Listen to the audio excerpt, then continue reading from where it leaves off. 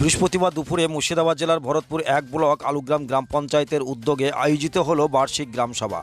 এদিনের এই সভায় সাধারণ মানুষের বিভিন্ন সমস্যার কথা শুনে লিপিবদ্ধ করা হয় এবং আগামী ১ বছর আলুগ্রাম গ্রাম পঞ্চায়েতের বিভিন্ন এলাকায় কিভাবে কাজ হবে সে বিষয়ে বিস্তারিত আলোচনা করার জন্য আলুগ্রাম হাসপাতাল মাঠে ওই বার্ষিক সভার আয়োজন করা হয়। সবার সূচনা হয় আলুগ্রাম প্রগতি নৃত্য একাডেমি ছাত্রীদের নৃত্যের মধ্য দিয়ে। সবাই কন্যাশ্রী যোদ্ধারাও ১৬ দফা দাবি নিয়ে একটি স্মারকলিপি জমা দেয়। এদিন জল জীবন মিশন প্রকল্প বাস্তবায়ন করতে এলাকার বাসিন্দাদের কিভাবে দ্রুত পরিষেবা দেওয়া যায় সে বিষয়ে বিস্তারিত আলোচনা করেন জল জীবন মিশন প্রকল্পের কর্মী সৈয়দ মাহিদুল হুসাইন ও পলাশ শেখ। উপস্থিত ছিলেন আলুগ্রাম গ্রাম পঞ্চায়েতের প্রধান জাহিরুল শেখ, উপপ্রধান বুদ্ধদেব প্রধান, শিক্ষা জনস্বাস্থ্য সঞ্চালক সঞ্জয় ঘোষ, ভরতপুর ১ পঞ্চায়েত সমিতির সভাপতি সালমা সুলতানা, মুর্শিদাবাদ জেলা পরিষদের সদস্য বাবর আলী শেখ, বিশিষ্ট সমাজসেবী বগলানন্দ সরকার, ওই পঞ্চায়েত এলাকার সমস্ত জনপ্রতিনিধি সহ পঞ্চায়েত এলাকার অগণিত সাধারণ মানুষ। কর্মসূচি শেষে সংবাদ মাধ্যমের মুখোমুখি হয়ে কে কি বললেন শোনাবো আপনাদের। প্রথমে আমি আলুগ্রাম গ্রাম পঞ্চায়েতের যে আমার ২৩টা গ্রাম আছে সকল গ্রামবাসীকে ধন্যবাদ জ্ঞাপন করছি এই মহান গ্রাম সভায় যোগদান করার জন্য।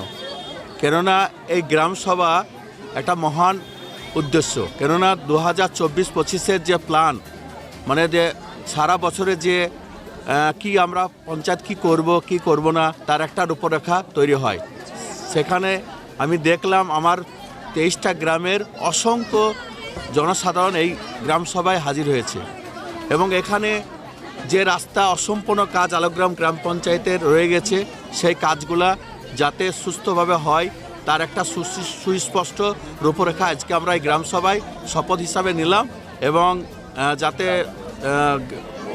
বকেয়া কাজগুলো হয় সেই ব্যবস্থার জন্যই গ্রাম সভা। অনেকে আমি দেখলাম অভিযোগ করছে তাদের কারো এখনো বেকার ভাতা হয়নি, অনেকেরই এখনো রাস্তাঘাট সম্পূর্ণ হয়নি। সেগুলো আগামী দিনে কি পরিকল্পনা করছে? আমাদের আগামী দিনে পরিকল্পনা যাদের বেকার ভাতা এবং বিধবা ভাতা হয়নি তার জন্য আমাদের ১৬ তারিখে মাননীয় মুখ্যমন্ত্রীর নির্দেশে আলুগ্রাম ইউএম বিদ্যালয়ে একটি দুয়ারে সরকারের ক্যাম্পের আহ্বান করা হয়েছে। উক্ত ক্যাম্পে যে যিনাদের বার্ধক্য এবং বিধবা ভাতা পায়নি তাদের একটা ব্যবস্থা করা হবে, তার জন্য ১৬ তারিখে দুয়ারে সরকারের ক্যাম্প। এবং গত দুয়ারে সরকারের ক্যাম্পে তাদের আবেদন জমা আছে, এখনো পর্যন্ত তারা জানতে পারছে না যে তাদের কি পরিস্থিতি। তাহলে আগামী দিনে তারা কি এই দুয়ারে সরকারে আবার অ্যাপ্লাই করবে? একটা লিস্ট মাননীয় আমাদের সমষ্টি উন্নয়ন আধিকারিক মহাশয় বিডিও সাহেবকে বলা হয়েছে যে দুয়ারে সরকার আগামী দিনে হয়েছিল সেই লিস্ট একটা দেওয়ার জন্য। আমাদের ৩টের সময় ভিসি ছিল, যেটুকু আমি জানছি লিস্ট আমাদের মেলে পাঠিয়ে দিয়েছে। আমরা যথাসময়ে আমাদের যে মেম্বার সদস্য রয়েছে তারাকে জানিয়ে দেওয়া হবে। যাদের অ্যাপ্রুভাল হয়ে গেছে তাদের দুয়ারে সরকারে আসার দরকার নেই, যাদের হয়নি তারাই এসে শুধু আবেদনপত্র জমা দেবে। এগুলো গ্রামে জানিয়ে দেবেন? হ্যাঁ, ঠিক আছে। আজকে মানে কীরকম সফল হলো আপনার গ্রাম সভা? খুব সফল, 100% সফল। জাহিরুল শেখ, প্রধান আলুগ্রাম জিপি। আজকে আমি এখানে উপস্থিত হয়ে যেটা দেখলাম, এলাকাবাসী অন্যান্য বারের গ্রামসভায় আমি যেটা দেখেছি তার থেকে এবারে মহিলাদের খুব আনন্দ উপভোগ বা উপস্থিতির হার 100% প্রচুর বেশি যাকে বলে। তা যাই হোক, তাদের কাছ থেকে অভাব অভিযোগ আছে। মানুষ তো আশাধারী, আমরা সকলেই একটা আশাধারী। কেউ বার্ধক্য ভাতা হয়তো সমস্যা আছে, কারুর ল্যান্ডে হয়তো ধানের টাকা এই হয়, মানে কাজের ভিত্তিক আছে। এবার বিভিন্ন লোকের বিভিন্ন আশা এখানে আছে, সেই তারা কেউ কেউ অভিযোগ করছে, অনেকেই সাকসেস হয়ে আছে। যারা অভিযোগ আছে তাদেরকে এখানে আমরা আগামী শনিবার এখানে আমাদের আলুগ্রাম স্কুলে ক্যাম্প আছে দুয়ারে সরকার, ওখানে আমরা এসে অভিযোগগুলো দিতে বললাম, দরখাস্ত যেটা ফর্ম জমা হয়। তাছাড়াও আজকে এখানেও কিছু প্রধান সাহেবের কাছে কেউ কেউ অভিযোগ করলেন। হ্যাঁ, বাকি উন্নয়নমূলক কাজের ক্ষেত্রে যেগুলো জানতে চাইলেন সেগুলো আমরা বললাম, আর যদি কোনো অভাব অভিযোগ থাকে সেটাও আমাদের জানাতে বলেছিল। আমাদের আলুগ্রাম গ্রাম পঞ্চায়েতের যে গ্রামসভা, এই গ্রামসভা আমরা ২০২৪-২৫ অর্থবর্ষে কী ধরনের কাজ করব তার জন্য এলাকার প্রত্যেক নাগরিকই গ্রামসভার সদস্য। আমরা তেনাদেরকে মাইকিং প্রচার করে আজকে আলুগ্রাম গ্রাম পঞ্চায়েতে আমরা উপস্থিত হয়েছি এবং প্রত্যেকের মতামত নিয়ে আমরা এবছর মহিলাদের যে প্রকল্প তার উপর জোর দিয়েছি। আমরা মায়েদের জন্য আমাদের পঞ্চায়েতে যেহেতু মায়েরা পঞ্চায়েত আছেন, ওখানে বসার জন্য ব্যবস্থা, তাদের বাচ্চাদের নিয়ে নিরিবিলি থাকার জন্য ব্যবস্থা, ছোট ছোট পার্ক, আমরা বিভিন্ন হাই স্কুল যেখানে 14 বছরের ঊর্ধ্বে যে মহিলারা বাচ্চারা পড়াশোনা করেন, সেখানে আমরা বিভিন্ন রকম মহিলার যে পরিষেবা দেওয়ার জন্য যে ব্যবস্থা, এছাড়াও আমরা এলাকার রাস্তাঘাট, পানীয় জল, আমরা আলোকগ্রাম গ্রাম পঞ্চায়েত 75% কাজ করে ফেলেছি, হয়তো 25% বাকি আছে।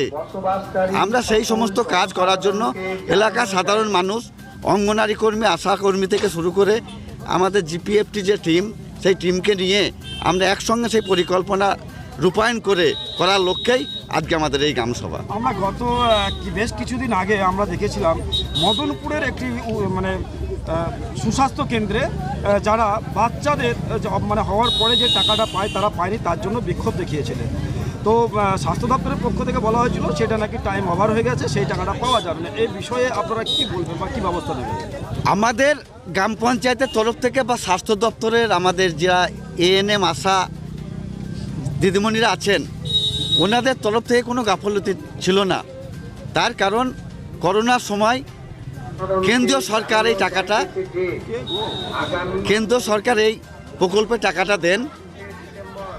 এর জন্য আমাদের রাজ্য সরকারকে কালিমালিপ্ত করার জন্যই ওই টাইম উনি পোর্টালটা বন্ধ করে রেখেছিলেন, যার জন্য আমাদের কোনো গাফলতি নেই। আমাদের অঙ্গনারী কর্মী, আশাকর্মী থেকে শুরু করে যেনারা সঠিক টাইমে কাজ দিয়েছিলেন, যেহেতু পোর্টাল বন্ধ তার জন্য দিতে পারেননি। আমরা পঞ্চায়েত সমিতির তরফ থেকে সভাপতি সাহেব আছেন, আমরা জেলা পরিষদের স্বাস্থ্য দপ্তর পর্যন্ত যাতে ওরা টাকা পায় তার জন্য আমরা লিখিত আকারে একটি কপি আমরা পাঠিয়ে দিয়েছি। এই না পাওয়ার কারণ কি? আপনারা কেন্দ্র সরকারের যে স্বাস্থ্য দপ্তর, আপনারা তাকে দায়ী করছেন?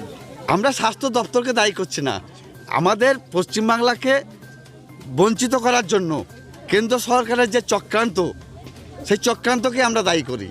যেহেতু গোটা ভারতবর্ষের মধ্যে আমাদের পশ্চিমবাংলায় 100 দিনের কাজে যেখানে ফার্স্ট হয়, সেখানে ওনারা কি বলছেন দুর্নীতি। আবাস যোজনায় যেখানে ফার্স্ট হয়, সেখানে কেন্দ্র সরকার বলছেন ওনারা দুর্নীতি। আজকে যদি আমরা দুর্নীতি করি, কেন্দ্রীয় গ্রামোন্নয়ন দপ্তর আমাদের বাংলার মুখ্যমন্ত্রীকে পুরস্কার কেন দেন, সেইটাই আমার কেন্দ্র সরকারের কাছে প্রশ্ন।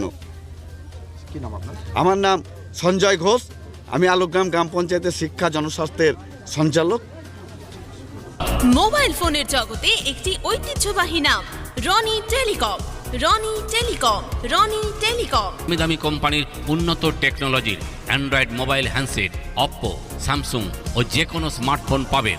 টিভিএস ও বাজাজ ফাইন্যান্সের মাধ্যমে সহজ সরল কিস্তিতে কেনার সুবিধা। তাই দেরি না করে আজই আসুন রনি টেলিকম।